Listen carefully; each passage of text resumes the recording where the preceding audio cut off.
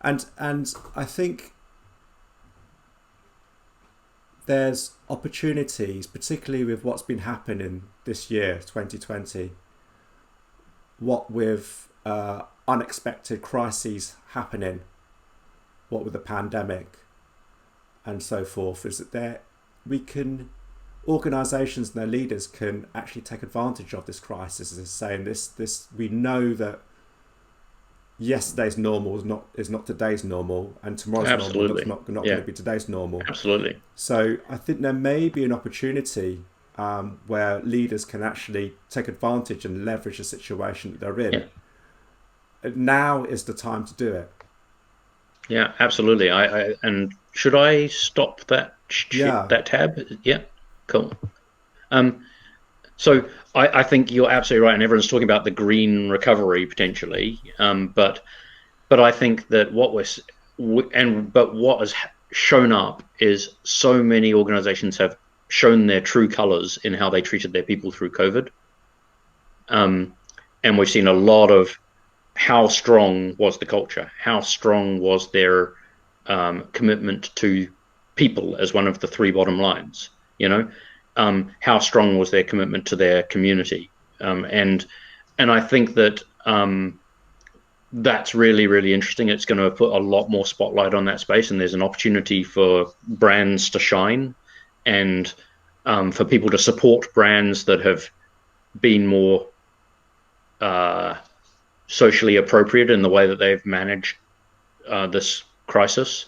You know, we now, as consumers, as we come back into the market, have a huge um, responsibility to go, well, actually, do I want to support my local independent, or do I want to support an organization that behaved really well towards its staff during COVID, or do I want to support um, a an a company that instantly fired everyone and then rehired at the end, or um, didn't converse with its staff, or exploited government government contracts, or there's so many different paths here, and that comes from the consultancies that we've seen exploiting the situation through to pubs that have been exploiting the situation, and I think now is the time to vote with our feet and with our money.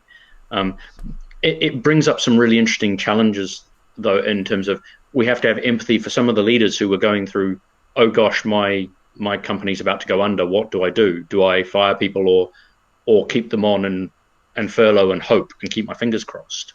And I think that um, this starts to show up some of the tough decisions that are in that hard basket that many leaders haven't been making. And one of the things I've been doing a lot of thinking about is, why have leaders not been making them? So, for instance, one of the decisions that wasn't happening before COVID was leaders choosing to put their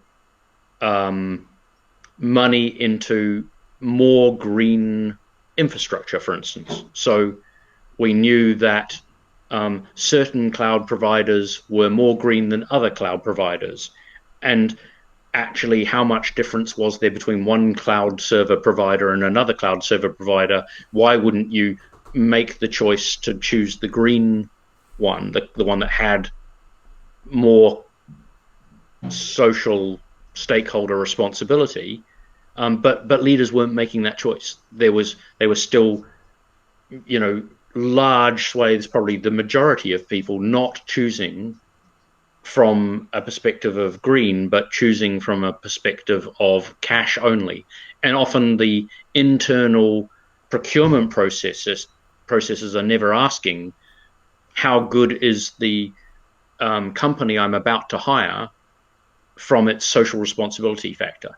So even in the government contracts in the UK, there is no, even though they say, are you a culture fit to our organization in most of the tenders that they put out, they don't say, how green are you, how socially responsible are you, what are your hiring practices for BAME.